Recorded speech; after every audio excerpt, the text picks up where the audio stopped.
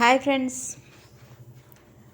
జయ విజయుల గురించి తెలుసుకుందాం. మనము చిన్న కథ ఇది. గురువులకు వందనం చేసుకొని శ్రీ మహావిష్ణువుల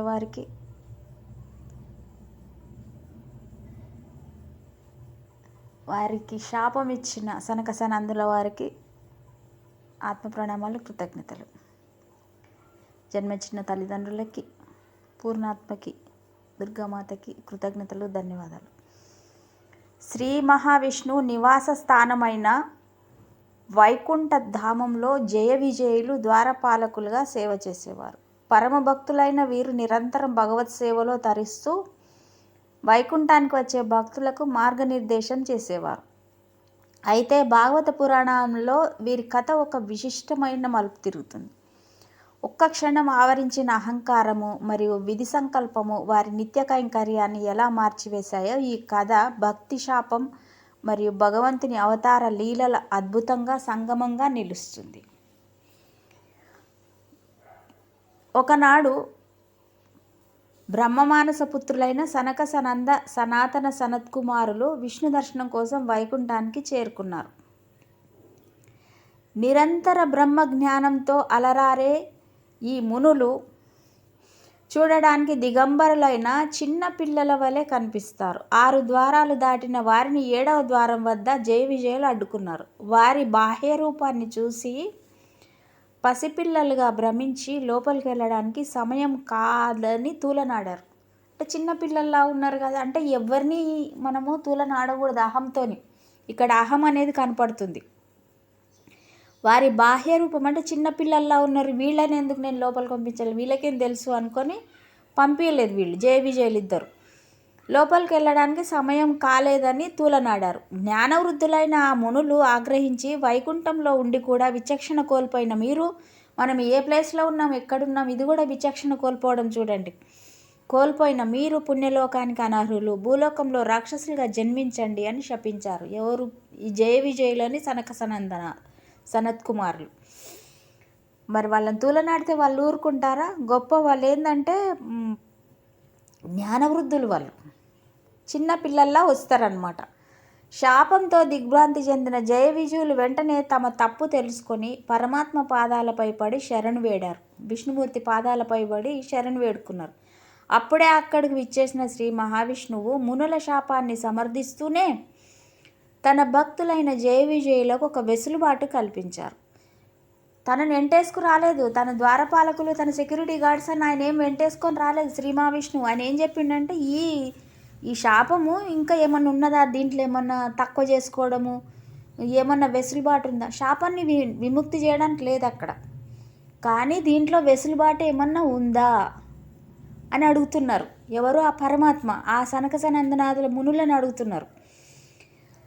వెసులుబాటు కల్పించారు. జయ విజయులకు ఒక వెసులుబాటు వాళ్ళు కల్పించారట. మీరు 7 జన్మల పాటు నా భక్తులుగా పుట్టి తిరిగి వైకుంఠానికి వస్తారా, లేక 3 జన్మల పాటు నాకు పరమశత్రువులుగా జన్మించి నా చేతిలోనే మరణించి త్వరగా తిరిగి వస్తారా అని ప్రశ్నించాడు. అంటే 7 జన్మలు ఎత్తితే మళ్ళీ నా దగ్గరికి వస్తారు, కానీ టైం 7 జన్మలు. 7 జన్మలు ఎత్తుతారా? నార్మల్గా భక్తితో ఉండాలి. మరి అదే తొందరగా రావాలంటే 3 జన్మలలో నన్ను తిట్టుకుంటూ భగవంతునితో శత్రుత్వం పెంచుకుంటే 3 జన్మలలో తిరిగి వచ్చేస్తారు. మీరు 7 జన్మల పాటు నా భక్తులుగా పుట్టి తిరిగి వైకుంఠానికి వస్తారా, లేక 3 జన్మల పాటు నాకు పరమశత్రువులుగా జన్మించి నా చేతిలోనే మరణించి త్వరగా తిరిగి వస్తారా అని ప్రశ్నించారు.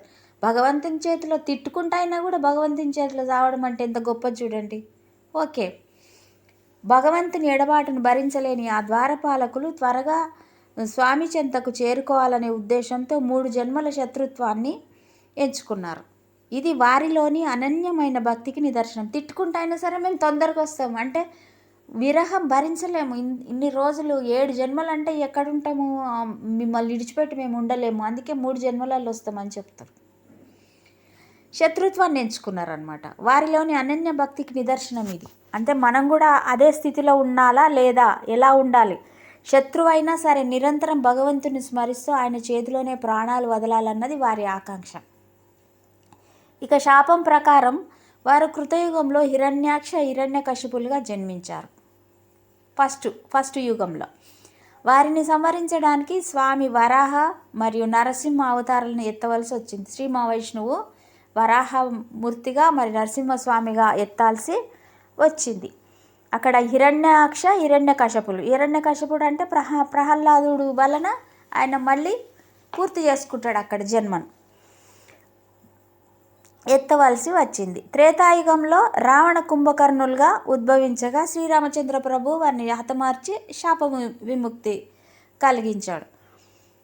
చివరగా ద్వాపర యుగంలో శిశుపాల దంతవక్తులుగా జన్మించి శ్రీకృష్ణుల వారి చేతిలో మరణించి శాపం నుండి పూర్తిగా విముక్తులయ్యారు. ప్రతి జన్మలోనూ భగవంతుడే స్వయంగా వచ్చి వారిని తనలో లీనం చేసుకోవడం గమనార్హం. ఈ కథ మనకు భక్తి యొక్క గొప్పతనాన్ని, అహంకారం వల్ల కలిగే పతనాన్ని బోధిస్తుంది. జయ విజయులు చేసిన పొరపాటు వల్ల వారు భూలోకానికి రావాల్సి వచ్చిన వారి నిశ్చల భక్తి వల్ల భగవంతుడే వారి కోసం భూమికి దిగి వచ్చాడు. చూడండి, వాళ్ళ కోసం అంటే ఇది ధర్మాన్ని స్థాపన చేయడానికి భగవంతుడు ప్రతి యుగంలోనూ భూమి మీద అవతరిస్తాడంటే ఇదే మరి. అంటే మన ధర్మ సంస్థాపన కోసం వాళ్ళ జన్మ ప్రణాళిక ఏర్పాటు చేసి వాళ్ళకి శాపాన్ని కలిగించి వాళ్ళని పుట్టించి ఇక్కడ ప్రజలల్లో రాక్షసత్వం తగ్గించడానికి, ధర్మాన్ని బోధించడానికి భగవంతుడు లీలా విశేషాలు చూడండి. ఆయన ప్రణాళిక ఎలా ఉందో, వాళ్ళిద్దరికీ శాపాన్ని కల్పించి వాళ్ళకు 3 జన్మలు 3 యుగాలుగా పుట్టించుకొని 3 యుగాలల్లో ఆయన చూడండి ఎంత అద్భుతం ఇది అసలు. అక్కడ మళ్ళీ ఫస్ట్ దాంట్లో, సెకండ్ దాంట్లో, థర్డ్ దాంట్లో మళ్ళీ కృతయుగంలో, త్రేతాయుగంలో, ద్వాపర యుగంలో ఈ 3 యుగాలల్లో భగవంతుడు అవతారం ఎత్తిండు. వరాహమూర్తిగా, లక్ష్మీ నరసింహస్వామిగా, శ్రీరామచంద్ర ప్రభువుగా, శ్రీకృష్ణ పరమాత్మగా. ఇక్కడ ప్రహ్లాదుని భక్తి చూసుకొని ప్రహ్లాదుని ఒక రాక్షసునికి, హిరణ్యకశపునికి ప్రహ్లాదుడు పుట్టి ప్రహ్లాదుడి ద్వారా హిరణ్యకశపుడు పూర్తి చేసుకున్నాడు అక్కడ. అది ఆయన ఎందుకంటే ఆయన తిట్టుకుంటూ ప్రతి నిమిషం తిడుతూనే ఉన్నాడు విష్ణుమూర్తిని. అది తిడుతూ ఆయనలోనే లీనమైపోయాడు మొత్తం. ఎక్కడ మళ్ళా దీంట్లో స్తంభంలోంచి బయటకు వచ్చి. నేటికి మనము విష్ణు ఆలయాలకు వెళ్ళినప్పుడు గర్భాలయ ద్వారం వద్ద జయ విజయుల విగ్రహాలను దర్శించుకుంటాం. తిరుమల వంటి పుణ్యక్షేత్రాల్లో గరుడాల్వార్కు అభిముఖంగా వీరి ఉనికి భక్తులకు అహంకార త్యాగాన్ని గుర్తు చేస్తుంది. భగవద్గీతలో కృష్ణుడు చెప్పినట్లు మైమా వాంశో జీవలోకే సర్వభూతాన్ని, సమస్త జీవుల పరమాత్మ అంశలే, సమస్త జీవులు కూడా ఆ పరమాత్మ అంశలే. జయ విజయుల గాథ మనకు నేర్పే పాఠం ఏమిటంటే భక్తి మార్గంలో నడిచే వారికి శాపాలు కూడా భగవంతునికి చేరువ చేసే సోపానాలుగా మారతాయి. అచంచలమైన విశ్వాసంతో చేసే ఆరాధన ఏ రూపంలో ఉన్నా అది చివరికి మోక్షానికే దారితీస్తుంది. జయ విజయుల కథ ద్వారా మనం జీవితానికి ఉపయోగపడే ఎన్నో విలువైన పాఠాలను నేర్చుకోవచ్చు. ఈ ఘట్టం కేవలం ఒక పురాణ కథ మాత్రమే కాదు, మానవ ప్రవర్తనకి మరి ఆధ్యాత్మిక ఉన్నతికి ఒక దిక్చూచి. వాళ్ళ ద్వారా మనం ఏం నేర్చుకుంటున్నాము? భక్తి ద్వారా అంటే శత్రుత్వం ద్వారా కూడా భగవంతుని చేరుకోవచ్చు అనేది చూపిస్తున్నారు. వైకుంఠంలో మహావిష్ణువు చెంతనే ఉన్నప్పటికీ జయ విజయులు అహంకారానికి లోనయ్యారు. సనకాది మునుల బాహ్య రూపాన్ని చూసి తక్కువ అంచనేయడం వారి పతనానికే కారణమైంది. ఇది మనకు నేర్పే పాఠం ఏమిటంటే మనం ఎంతటి ఉన్నత పదవిలో ఉన్నా, ఎంతటి జ్ఞానాన్ని కలిగి ఉన్నా గర్వము దరిచేరనివ్వకూడదు. బాహ్య రూపాన్ని చూసి ఎవరిని తక్కువ అంచనా వేయకూడదు. శాపం పొందిన తర్వాత జయ విజయులు వాదించలేదు. చూడండి, శాపం తీసుకున్న తర్వాత అలా తప్పు వాళ్ళు తెలుసుకున్నారు. బదులుగా భగవంతుని పాదాలను ఆశ్రయించారు. శిక్షను తప్పించుకోవడం కంటే భగవంతుడికి దూరంగా ఉండడమే పెద్ద శిక్షగా వారు భావించారు. అందుకే 7 జన్మల భక్తి కంటే 3 జన్మల శత్రుత్వాన్నే ఎంచుకున్నారు. త్వరగా స్వామిని చేరుకోవాలని భక్తి అంటే కేవలము పూజలు చేయడం కాదు, భగవంతుని పట్ల అనన్యమైన ఆరాధన, శరణాగతి కలిగి ఉండడమే ఇది నిరూపిస్తుంది. చేసిన తప్పుకు ప్రతిఫలం అనుభవించక తప్పదని ఇక్కడ స్పష్టమవుతుంది.